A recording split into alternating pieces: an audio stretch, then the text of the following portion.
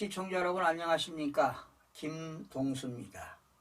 2022년 공인중개사 제33회 시험을 대비하기 위해서 여러분들에게 부동산 세법을 학습하도록 하겠습니다.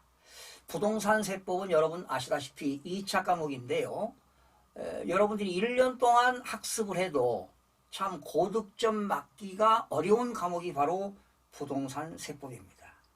그러니 대부분 수험생들이 학원이라든가 또는 방송을 통해서 또는 유튜브를 통해서 많은 시간을 할애하고 학습을 함에도 불구하고 점수를 맞기가 힘듭니다. 그래서 이 시간부터는 여러분 교재도 필요 없습니다. 제 강의만 들으시면 되는데요. 처음 하시는 기초 하시는 분이나 또 실력이 중급되시는 분, 또 뭐 재수를 해서 여러 번 실패를 하셔서 그동안 실력이 쌓여 있는 분 상관없습니다. 기초, 중급, 고급을 한 편에 그냥 한 코스에 끝내도록 하겠습니다. 여러분이 제 강의만 들으시면 자동으로 문제가 술술 풀리게 되어 있습니다. 그래서 제가 1999년도에 그 EBS 방송할 때 교재를 집필했을 때요. 출제 의도와 그 부동산 세법을 출제하는 출제자들의 출제 의도와 해설을 집필한 적이 있습니다. 참 22년 전에 그 집필한 책인데요. 그것을 바탕으로 해서 현재 현행 세법에 맞게 완벽하게 여러분들에게 강의를 전해드리겠습니다. 먼저 뭐 부동산 세법이란 세법이 뭐냐 이런 것들 하지 않겠습니다. 근본적으로 강의하겠습니다. 첫 번째입니다. 국세와 지방세의 구분입니다. 네. 여러분 국세는 뭐고 지방세는 뭐냐?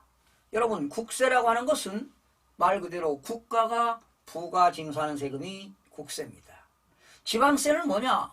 지방자치단체가 징수하는 세금이 지방세가 되겠는데요. 바로 이 국세는 여러분 고지서가 세무서에서 고지서가 나왔다. 그러면 국세입니다. 즉 세무서 상기관인 국세청에서 고지서가 나왔다. 국세가 되겠고요. 지방세는 지방자치단체입니다. 즉 시군구입니다. 시장, 군수, 구청장으로부터 고지서가 나왔다면 지방세가 된다. 이렇게 보시면 되겠어요. 그러나 우리나라 국세와 지방세는 많은 세금들이 있는데요. 국세는 세무서에서 나오는 것이다. 지방세는 시장, 군수, 구청장이 징수하는 고지서가 바로 지방세가 된다. 이렇게 아시면 되겠습니다. 두 번째입니다. 그러면 출제 문제로 바로 들어갑니다. 이 국세 중에서요. 국세 중에서 시험이 이렇게 나옵니다. 다음 조세 중 국세 중에 부동산에 관련된 조세가 아닌 것, 또 국세 중에 부동산에 관련된 조세로 나열된 것, 이렇게 나오면 여러분들이 문제를 잘 풀지 못합니다. 그래서 여러분 간결하게 국세 중에 부동산에 관련된 조세입니다. 국세 중에 부동산에 관련된 조세. 자, 그러면 국세 중에 부동산에 관련된 조세는 여러분들 많이 들어봤을 겁니다. 종합부동산세입니다. 종합부동산세는 국세입니다. 이 종합부동산세는 일명 이게 그 노무현 정권 때 만들어진 거지요. 2005년도부터 신설된 겁니다. 일명 부유세라고 하는 거지요. 부동산 많은 사람들이 내는 겁니다. 토지를 과다하게 보유하거나 주택을 과다하게 보유할 때 내는 것이 종합부동산세인데, 여러분 특히 주택은요. 주택은 1세대 1주택을 가진 사람은 공시가격이 얼마냐? 공시가격이 11억입니다. 11억 원 초과하는 사람입니다. 주택은 1주택을 가진 사람은 공시가격이 11억 원을 초과하는 사람은 종합부동산세를 내고요. 그리고 다주택자입니다.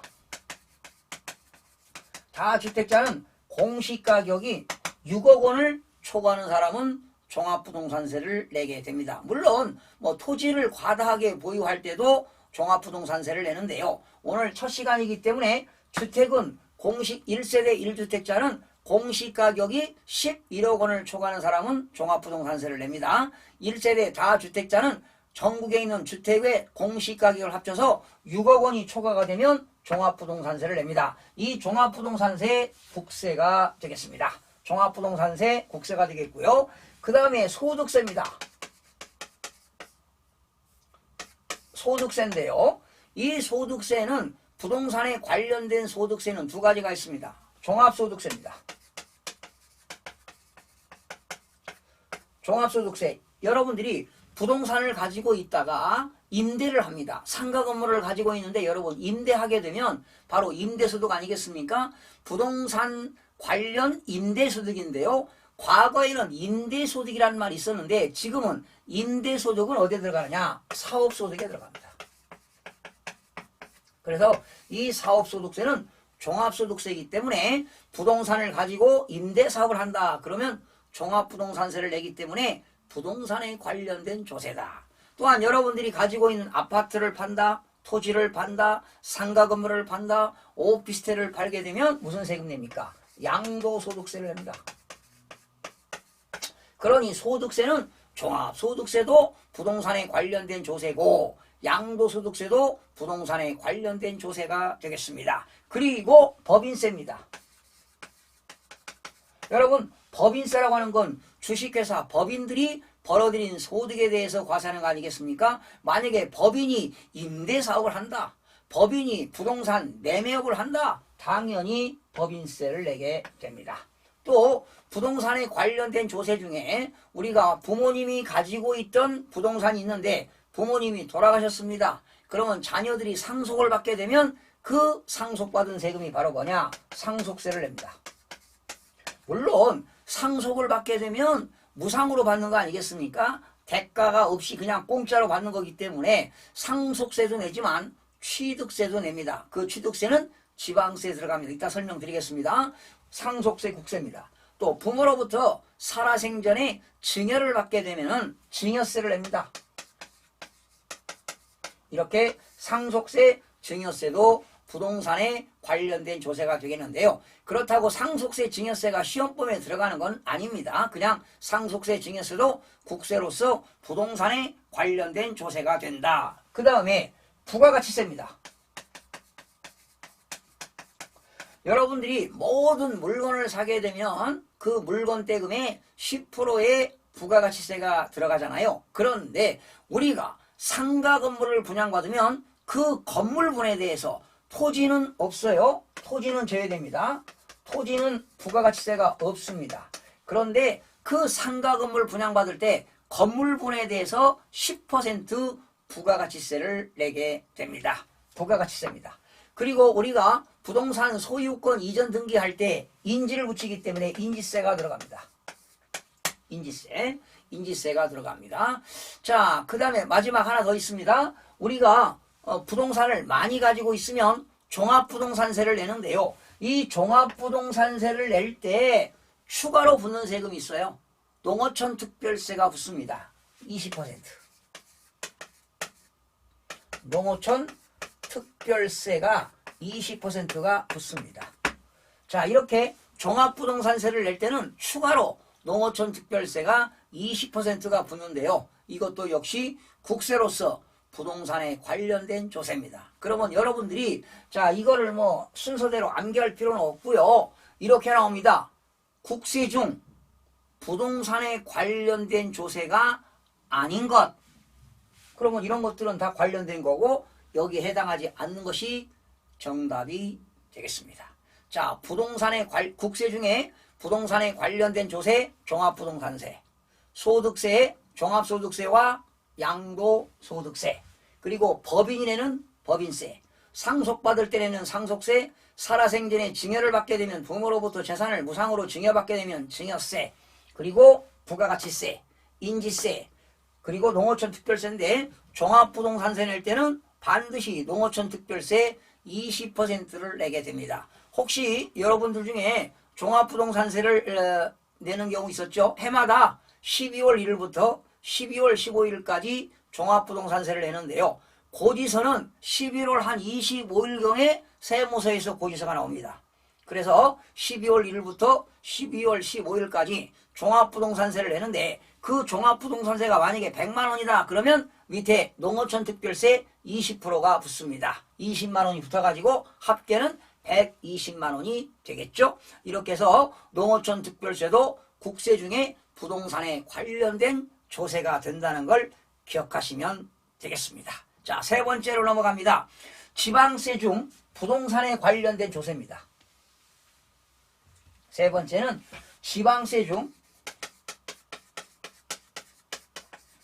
지금 여러분들이 강의를 들으면서 문제 푸는 노하우, 기술력을 배우는 겁니다. 과학적으로 분석해서 여러분들에게 전해드리기 때문에 다른 거 필요 없습니다. 여러분 교과서 몇 번씩 봐도 여러분 절대로 문제가 풀리지 않습니다. 반드시 이거는 지금 문제를 풀면서 여러분들이 이론적으로 무장을 하면서 문제를 푸는 노하우를 직접 배우는 겁니다. 지방세 중 부동산 관련된 조세입니다. 네. 지방세 중 부동산에 관련된 조세는 여러분 부동산을 사게 되면은 소유권 이전 등기할 때 취득세를 냅니다. 취득세. 나중에 취득세 배웁니다. 취득세를 내고요. 그리고 여러분들이 부동산을 사가지고 소유권 이전 등기를 할 때 취득세를 내지만 소유권 이전 등기한 이후에 은행에다가 담보를 제공하고 근저당권 설정하는 경우가 있습니다. 근저당권 설정.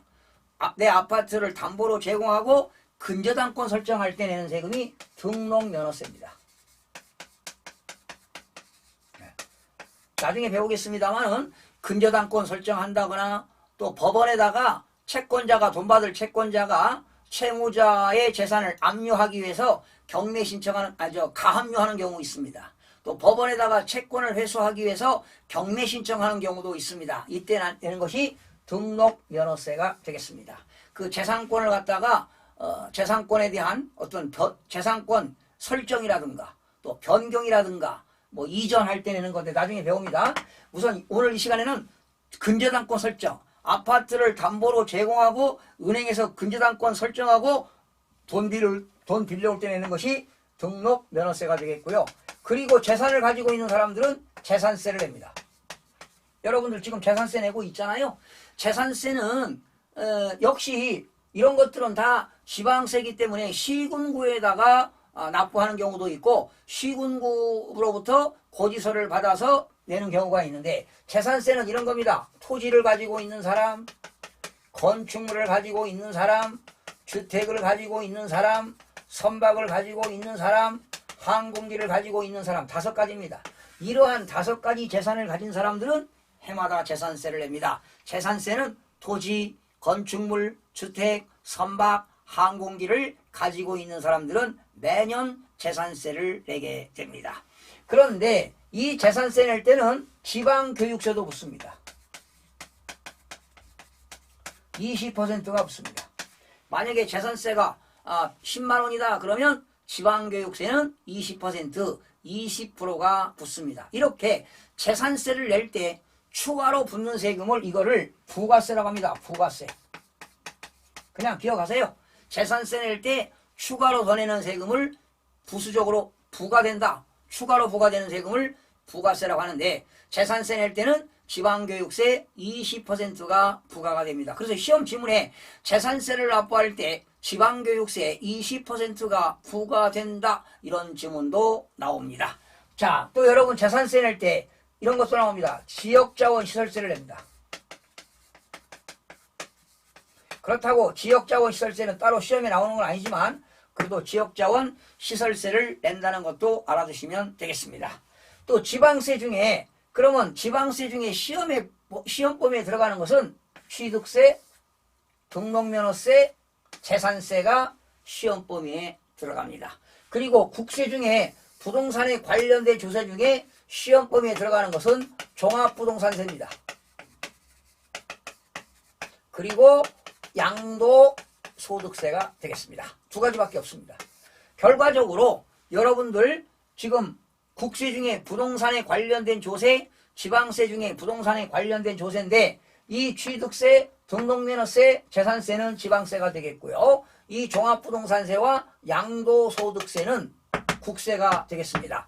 결과적으로 시험범위에 들어가는 건 5가지입니다. 취득세, 등록면허세, 재산세, 종합부동산세, 양도소득세가 되겠습니다. 또 지방세 중에서 뭐 부동산에 관련된 조세는 이런 겁니다. 지방소득세입니다. 지방소득세. 여러분 모든 소득세를 낼 때 소득세는 종합소득이 있고 양도소득이 있는데 그러한 양도소득세를 낼 때는 반드시 지방소득세가 붙습니다. 10%가 붙습니다. 그렇다고 이거는 부가세는 아닙니다. 독립세에 들어갑니다. 독립세. 모든 소득세, 모든 법인세는 지방소득세가 10%가 붙습니다. 예. 자, 그리고 지방세 중에 또 뭐가 있느냐? 지방세 중에 부동산에 관련된 조세, 주민세. 뭐 시험 범위는 들어가지 않습니다. 주민세. 예. 이런 것들이 지방세 중 부동산에 관련된 조세입니다. 그래서 2번과 3번과 이런 내용입니다. 국세 중에 부동산에 관련된 조세로 나열된 것.